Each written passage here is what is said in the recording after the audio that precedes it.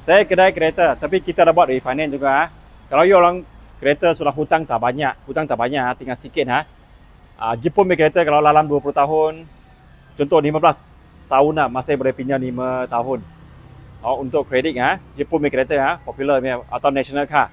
Kalau contractor car hanya boleh 17 tahun saja, bermakna 10 tahun boleh pergi 7 tahun sahaja. Kita boleh buat refinance kalau hutang sikit kalau you orang nak cashback untuk dapat duit untuk renovation, untuk running business, untuk anak sekolah, untuk modal, nak buat apa-apa saya sini boleh tolong you orang buat refinance. So, mengenai refinance, you punya kereta boleh refinance tak? Ada value tak? Ada market value tak? You boleh tanya saya. Tapi refinance nama mesti nak bersih nama awak mesti nak bersih. Gaji mesti nak masuk bank. Tak ada license tak apa. Saya boleh masuk sama lama kasih you orang. Bergantung kepada you punya profile boleh pergi bank interest 3 lebih. Kredit lebih kurang 7 hingga 8%. Bank buat 15 tahun saja, 10 tahun punya kereta 5 tahun saja.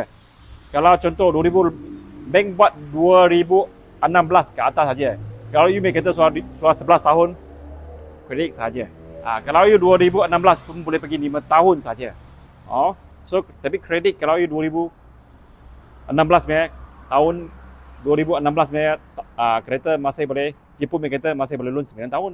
Ini beza So mengenai dokumen, kelayakan, cashback boleh berapa, interest berapa boleh dapat, macam mana prosedur, apa dokumen diperlukan, terus call saya. Jessitan, ini Auto, selamat.